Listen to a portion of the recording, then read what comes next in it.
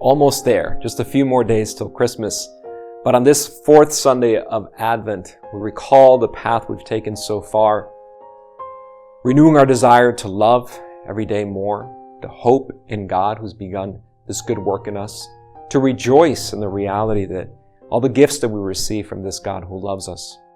And then on this fourth Sunday, we prepare immediate preparation for encountering Christ. We encounter Christ at Christmas, we'll encounter Him again at the second coming, but let's not forget that daily encounter we have through our prayer, through the sacraments, through a reading of the Scriptures.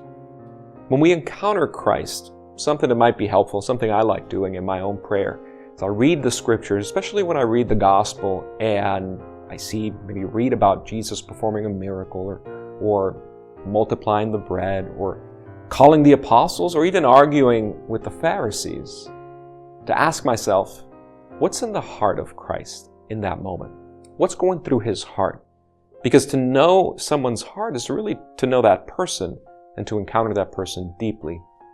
So if we ask ourselves that question, even now, a few days before His coming, what's in the heart of Christ before Christmas?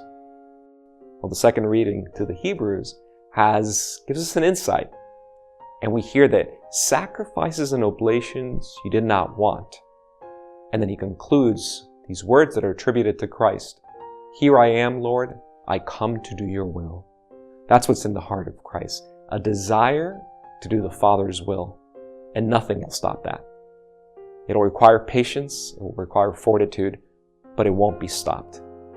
As we encounter that heart of Christ just a few days before Christmas, may that outpouring of His heart fall into our own heart, that every day we might seek to discover God's will for us in our lives, knowing that He has great plans for us that we can't even imagine, and to discover that and to then receive from the heart of Christ the same strength, the same patience, the same kindness, and all the virtues that we might carry out with joy.